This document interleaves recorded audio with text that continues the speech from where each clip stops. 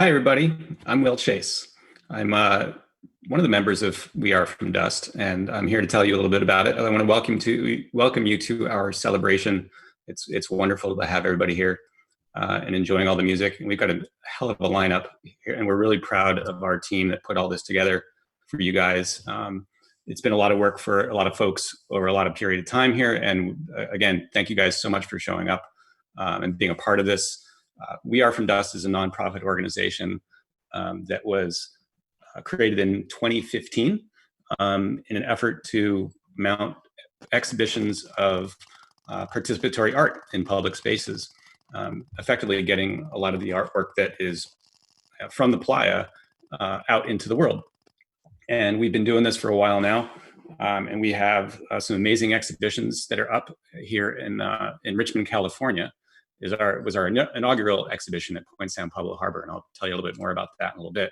But I just want to give you a little bit of background about We Are From Dust, let you know who we are, what we do, how you can get involved, and where we plan to go from here. Because with everything changing the world as it is right now, things are all up in the air.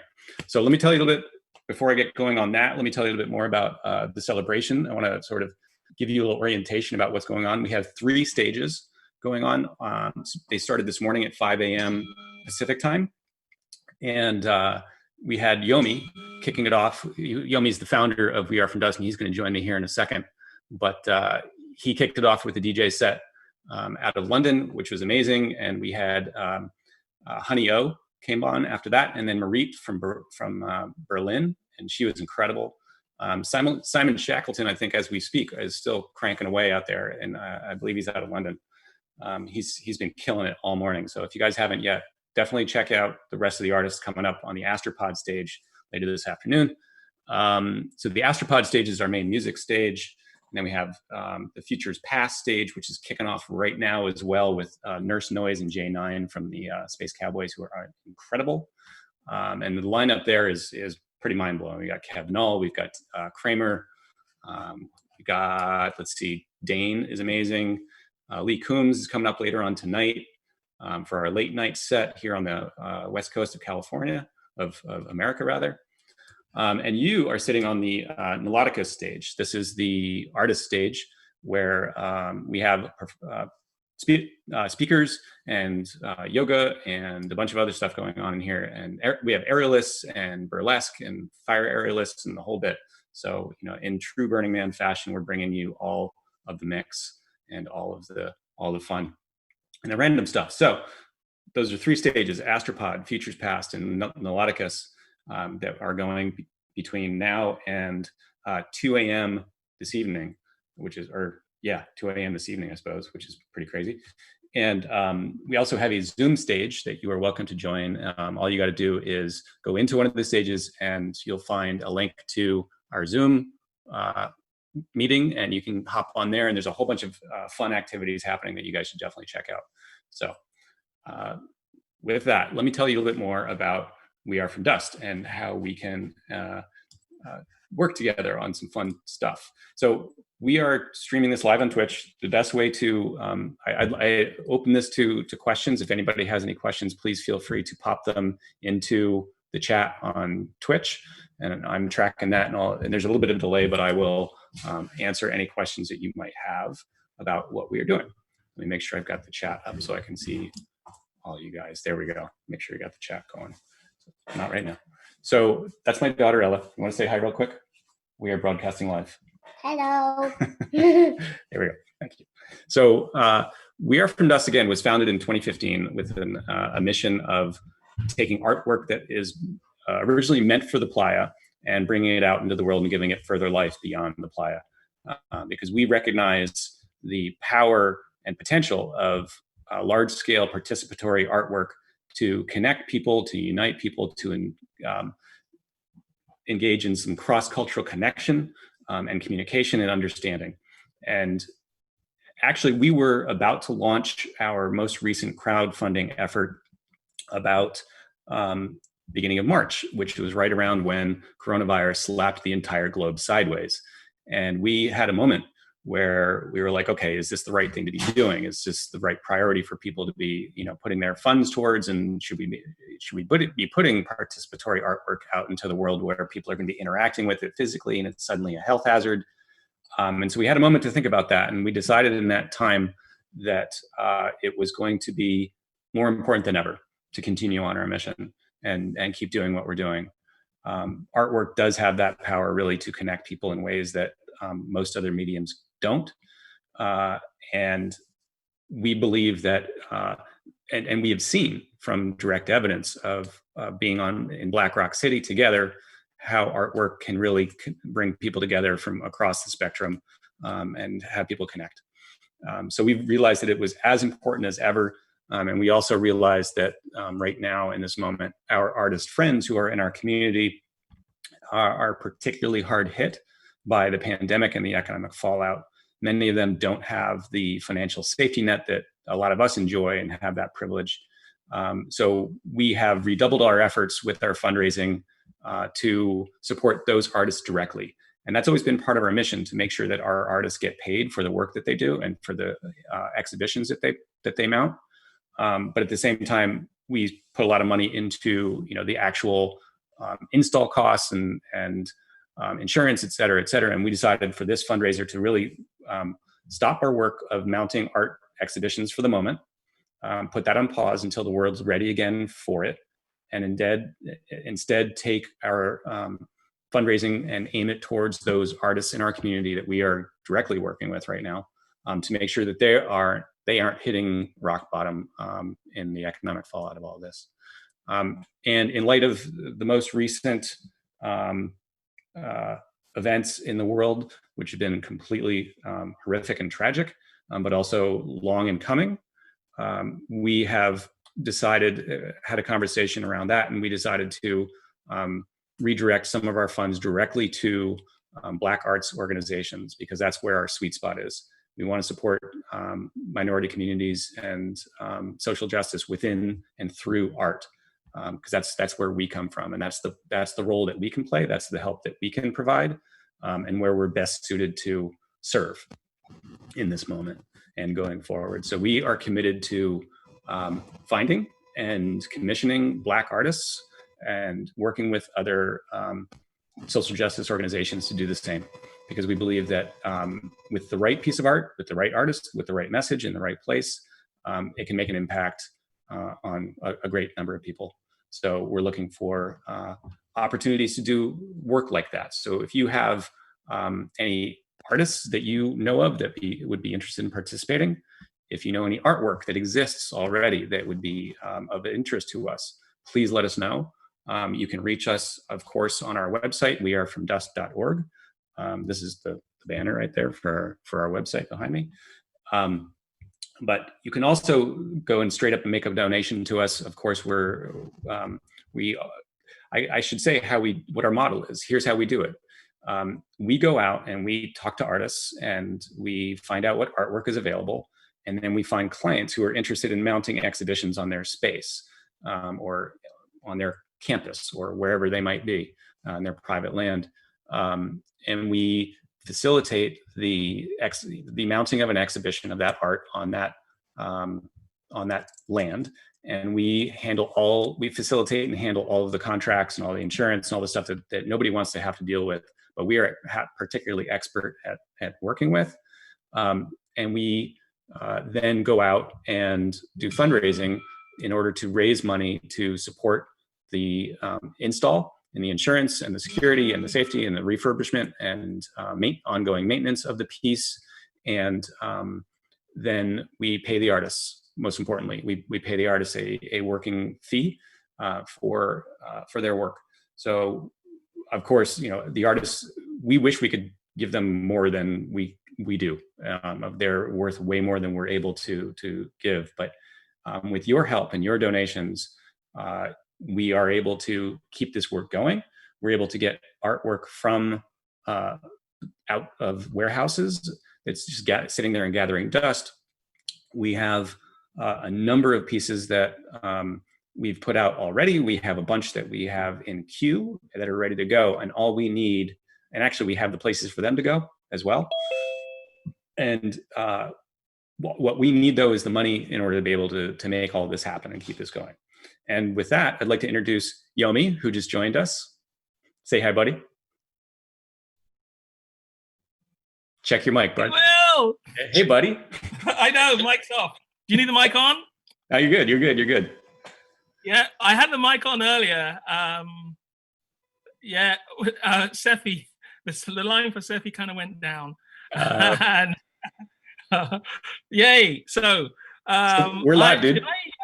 Should I just take the laptop and go and sit down in a corner somewhere? You could do that. You could do that if you want. So we're live right now. I've already given folks sort of a background on where we're at and how, what we do, what our mission was, why we were formed. And I talked a little bit about the importance of big art in this particular time and this day and age with everything going on, how it's even more important to continue trying to affect change through art. And that's, that's originally why you founded We Are From Dust, right? Was in order to bring power of participatory art to more people, right? Yes, indeed. Why don't you talk a little bit about how you got started with it? Hi there. Well, how do we skin this? As Will said earlier, because I could actually hear the very start of your talk. We've all been involved in various parts of the Burning Man world for quite a few years. In fact, when you actually look at it, I kind of feel we kind of calculated some time ago, and we kind of worked out that between the whole team, we've probably worked about 130, 150 years for the organization. And we've seen it grow from 7,000 to 80, just about. Mm-hmm. And while I like the partying and I like all the razzmatazz, the majority of what has excited me about Burning Man has been the art. I'm not an artist myself, but I can't help being moved by these things that, I remember my first year, I spent sort of Sunday all the way through till Thursday just looking at things saying, wow, wow, wow. And then on Thursday, I decided I wasn't going to say that again. I would just make a mental note and say my wows when I got home, when I got back to London. And that's what the impact of that wasn't the people, it was the art and the freedom that it gave people, that creative license. And over the years, we've and what's kind of crazy is it was almost inevitable, because you worked in communications, I was part of that team, and our job was protecting the integrity of events. People, the press come out to take photographs of the art. Okay, yeah, they come take photographs of people, but under the guise of art. And that's how the relationship gradually came together, looking after the art. And then I kind of realized none of this stuff was getting shown outside. A considerable percentage, Burning Man art, point one, a considerable percentage doesn't get burnt, despite what people may think. And tons of it never sees the light of day again. And I think that eureka moment was when I went to the Venice Biennale and I saw what the world had brought to the table. Some were totally, they were beautiful pieces.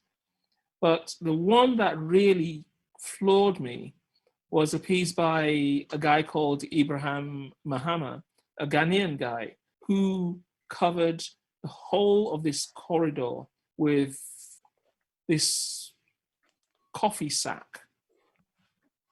And this thing went from the beginning to eternity.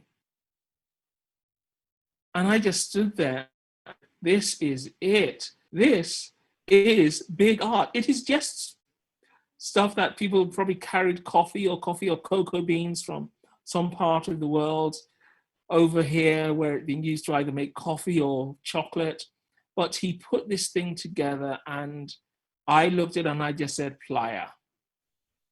And I was there with a whole bunch of burners and understood, totally understood what I was saying.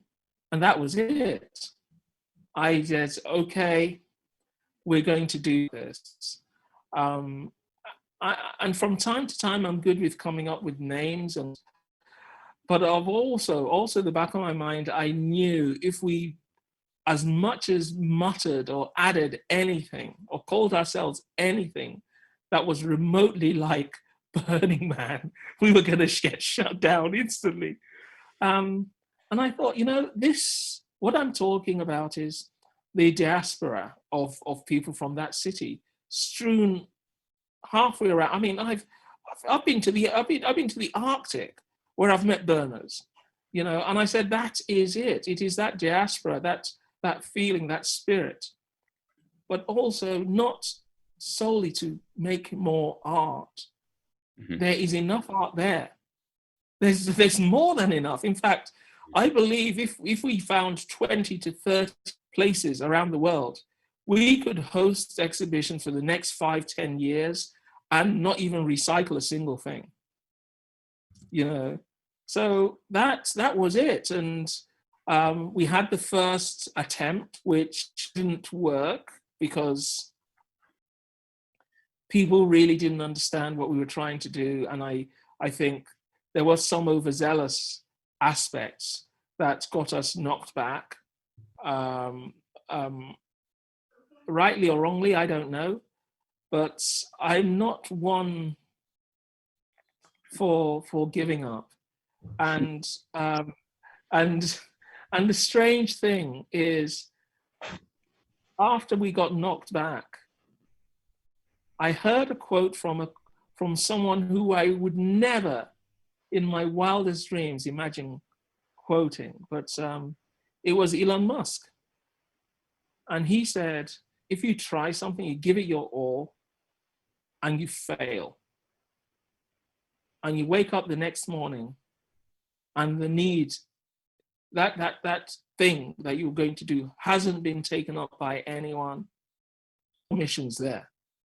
Brush yourself down, get your troops together, because your mission is still on.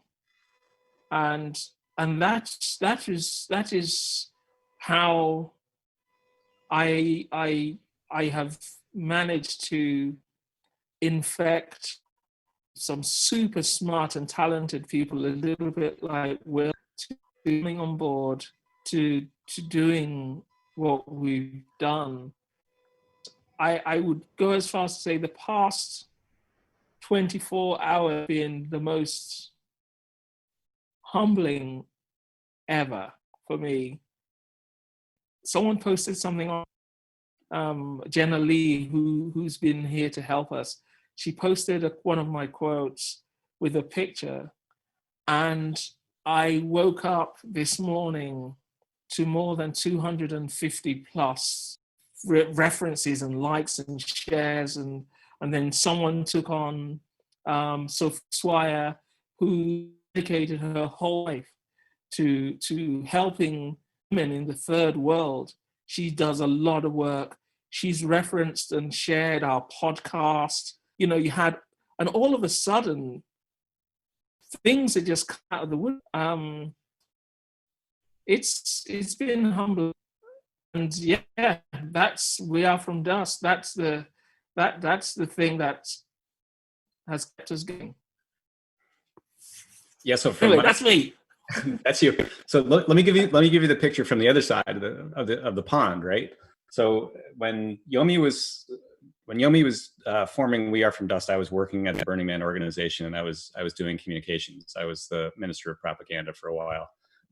But before that, I joined the Burning Man organization in around, I guess it was 2003, and I started off working both working on the website and in the art department. And I was a the director of operations for the art department. So in that process, I managed to meet every last artist and knew about every last piece of art.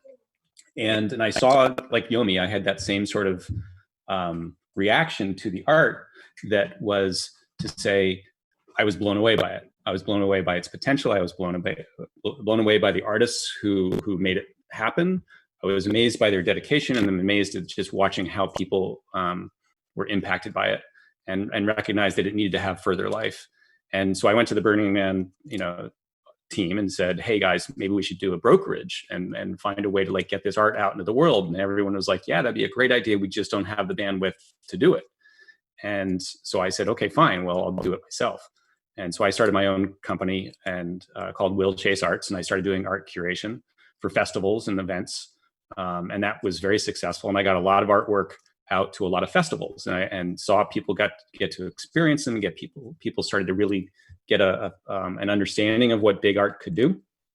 And so I took that with me, into my work with Burning Man, of course, as I continued working there. And then I saw, We Are From Dust come across my radar while I was there working on the communications team. And I saw the effort to bring up an exhibition at the Biennale. And I thought to myself, well, that's crazy.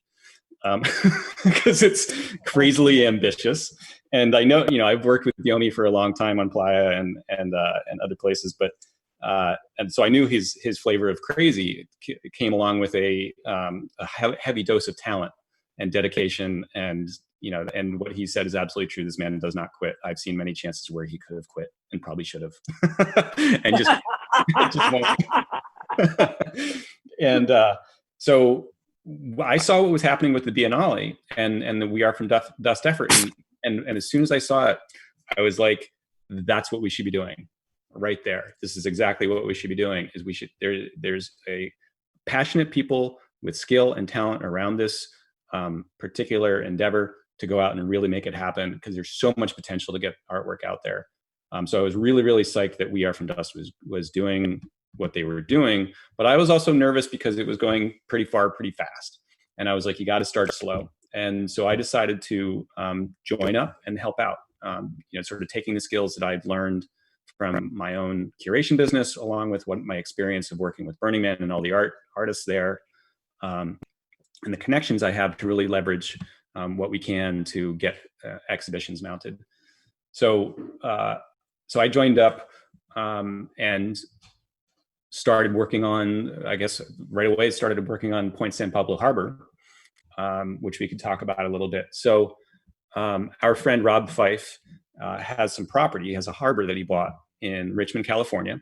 And it was this semi-derelict harbor with a lot of houseboats and an old diner and a cafe, or a clubhouse, if you will, and beautiful spot of land, like a very unique spot of land in the Bay Area. And we were all at the Autumnal gathering, and Yomi had flown in from London, and we were hanging out in the lodge at the Regency in San Francisco. And Rob happened by, and I introduced Yomi to Rob, and said, "Hey, I think Yomi's got this space, and Yomi, you've got this this art that you're dealing with. Maybe you guys should talk." And I stood there next to and watched them start that conversation, and little did I know that was going to be the genesis of We Are From Dust's first highly successful exhibition. So flash forward, we've worked with amazing artists like Kate Raudenbush, Michael Christian, Peter Hazel, Paige Tashner, to get their artwork out to Point San Pablo Harbor, one piece at a time. Kate's was the first. I facilitated the transportation of it from the Smithsonian exhibition in Washington, D.C., directly to Point San Pablo Harbor, which was, standing there with a big catcher's mitt, which felt weird to have this big, art piece coming from DC and landing, in our doorstep. And it was really, really difficult to get it up into Point San Pablo Harbor. And expensive. It was the perfect kind of logistical challenge that we love in terms of getting, it can't be easy. That's the one that's the one thing with this. It's sort of the unwritten rule. This can't be easy. You have to make this be a pain in the ass, or you didn't do art, right? Or so we think. So we got Futures Past installed there, and it is absolutely just a stunning, addition to the harbor. It's been a real beacon for people to come out and enjoy. We had an opening exhibition event around all this stuff. We also got Astropod by Michael Christian, which is another interactive piece out there, and it's really beautiful, and we got a beautiful spot for it. The Niloticus is the big crocodile, which is what, 45 feet long? Is that right, Jans? What? Yeah, 41 foot. Yeah, 41 foot, covered in handmade ceramics. Right, it's beautiful. And then we have Paige Tashner's purr pods that we put out there, which are these steel cats that are interactive in that if you pet them at the right spot and touch their sensor pad, they purr and vibrate, and it's really really beautiful. And my kids have gone out there and played with that and interacted with it.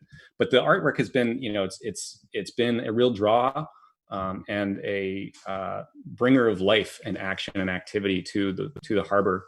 And Rob has done a fantastic job of building out their clubhouse and building out their diner, which serves the best clam chowder I've ever had outside of the East Coast, which is saying a lot. And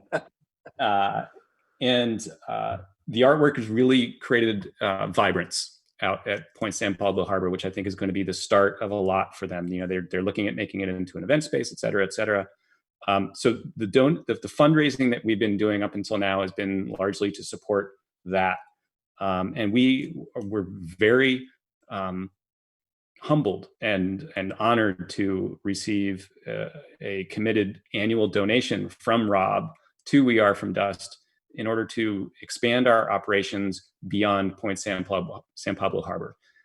And I think it's a huge testament to say that anybody's first client for anything, especially art, especially something as ambitious as this, was so happy with the result that they are willing to spend money on us to do it somewhere else. Elsewhere. Yep. Yeah, that's huge. I mean, if you think about it, it's like, yeah, anybody can spend money to do it for your own place, for something you're personally going to enjoy. But for Rob to step up and offer us the ability to mount exhibitions beyond his own was a real testament to the quality of our work and the impact that it had. We have a team that is distributed around the world. We are a global team. I'm in Portland. Betty June Scarborough is in San Francisco. Candace Locklear is in Oakland. We have Shannon Titus in Reno. We've got Yomi in London. We've got Misha in Prague. We've got Mr. Tom in, I guess he's German, but he's technically in the Bay Area now. Yeah, he's in the Bay Area now. Who have I missed? I think that's then you got Chris. Chris in London as well. Chris is in London. Katie's in Utah. Salt Lake City. Yeah. So we're all over. So we're all over the place. So that enables us to mount exhibitions all over the place as well. So what we're doing now, as I mentioned at the beginning, at the top of this talk, in case people missed it, we're taking a bit of a pause on actually putting artwork out into the world because of this particular moment in time in history. We are first off focusing our efforts on supporting our artists who don't have the financial safety net that a lot of us are privileged to have in this moment. And so we're aiming our fundraising towards them. And then we're also aiming our fundraising towards social justice, because we recognize in this moment that it's important to use the power of art to its best effect, which is to change people, which is to create understanding, to create connection opportunities. And we want those people to, we're looking to Black arts organizations to work with so we can help facilitate Black artists to mount exhibitions of their own work, or be trained in how to create large art, whatever we can do. So we're not going to be putting any artwork out anytime soon, just because it's hard to put artwork out into the middle of a pandemic when you're asking people to touch it. So when the world is ready for that to happen again, though, we have 5 exhibitions that are ready to go. We have one in Bristol, we have one in Bombay Beach, one in, God, they're all over this way. New York. We got New York. Yeah, we got Canyon. Yep. And we have the artwork selected. We have all the artists ready to go. We just need the money to be able to do it and the opportunity. And by opportunity, I mean, the time when the world is ready for artwork to go out and people to experience it again. But that's our intention. So if you are interested in helping us, there are many ways to do that. There are many ways to participate with what we do. You can, the simplest, most lazy way, which is actually the most, in a way, one of the most beautiful ways, is just to hit the donate button. Go onto our website, go onto wearefromdust.org. Throw it at us. What's that? I say throw it at us. Exactly. Throw us money, throw us opportunities as well. If you're an artist and you have artwork that you want to put out into the world, talk to us about it. If you have a space, more importantly, if you have a place where artwork can go for short-term, temporary, or long-term or permanent installs, let us know that as well. If you're interested in participating with us and joining our team, we could always use help. We are for all of us, this is our second and third gig. It's all volunteer. We're not taking any pay, it is entirely volunteer. I mean, I can shed a little bit of light on that. Two things. While we're not putting any work out, we're sitting for donations. It doesn't necessarily mean we're going to sit on the money. We have Paige, who's working on a project right now, which was greenlit way before the corona situation and the current situation in the States. And what's so unique about that is we've worked out that whatever she is paid, whatever we give her, in true art world sense, filters all the way down. She'll need to, and it helps the community. That's why this is a celebration of art and community. She gets commissioned to build something. She needs space. Well, that's part of the community on the space that she rents. She'll have to get a welder. That's another person that she employs. So not so much as we're going to use the money to create and give handouts. There's work that is going to be done towards, as Will said, the spaces that we have been offered that are on everything's in lockdown at the moment. But on the finances, having looked at our figures, with what we raised last year, I think we're running into 90% or a little bit more that was spent on what we were going to do, what we got the money to do. If you were to go through our books, I think you'll probably find that we haven't really spent any more than about $1,000 to $2,000 on frivolities like hosting a fundraising event. Everything's gone to the artists. And that is why people are very, they're very supportive. And good truth be told, I used to work with a whole bunch of artists, and I've in the industry. Guys can be extremely flippant and not too loyal, but we've built on the relationships that we started at Burning Man, and we are trusted. I mean, they know we will go that extra mile, and that is why I guess a lot of us can sleep at night, knowing that we are giving something selflessly, a bit like we have always done when we all worked for Burning Man. And it's nice to be able to do that in our own right. And there aren't that many people who can say they do that. And the nice thing too is that there's so much opportunity, right? There's so much art. There's so many people that want it. That's the blessing, really, is that there's no shortage of things we can do. And because you and I know, man, there's so much art sitting in warehouses like all around the world. And this is one thing. This is something we've been talking about with the Burning Man organization, and amongst ourselves is, okay, where is that artwork? How can we spin up? We're not limited by geography, right? We have a global community. We have very, very adept and well-organized teams and groups all around the world. Mobilize. Right, that we can mobilize pretty easily, just through the Burning Man regional network. So if there's artwork sitting in a warehouse in Antwerp, and someone can locate a space for it, we can spin up a team that could make that happen. Like that. You know what I mean?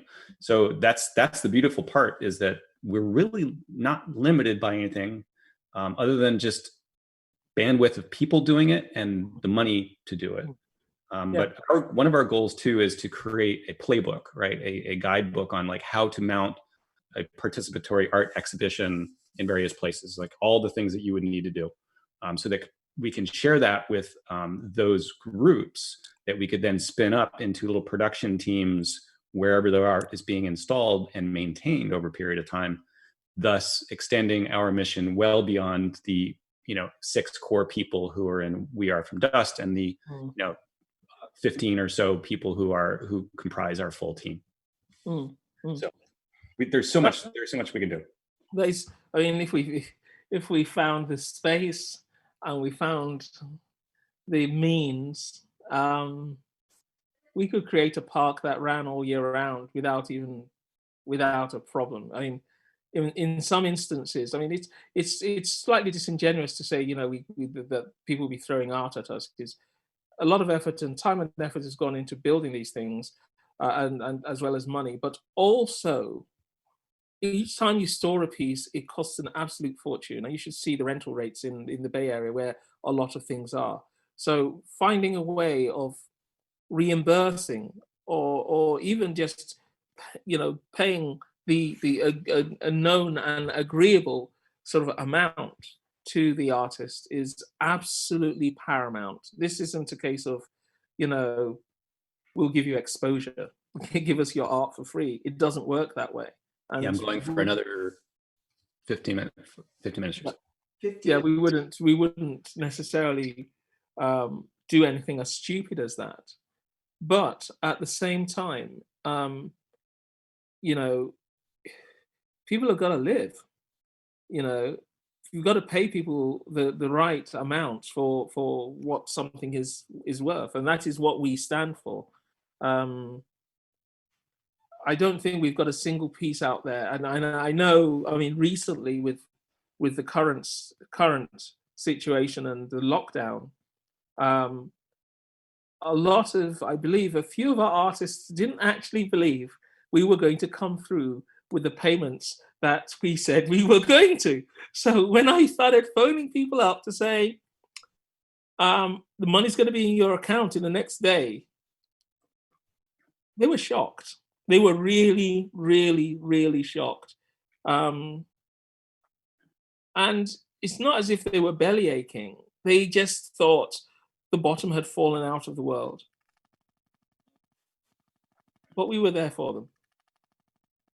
And that is what really counts, and that's what builds friendships and relationships.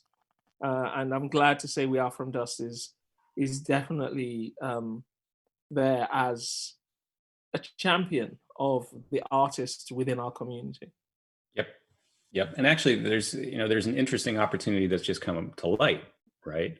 With Burning Man being canceled this year, for all of those art teams that have been cranking on some piece, where's that artwork going to go for the next year plus, right?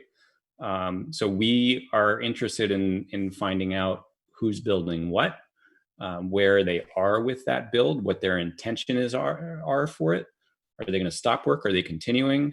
Are they interested in getting it out there? Because what I would love to see is us getting artwork that was destined for Burning Man 2020 out somewhere else. So you could have call it an interim exhibition before Burning Man 2021.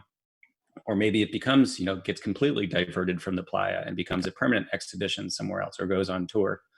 It's a great opportunity to share Burning Man culture and the power of participatory art with more people beyond the playa.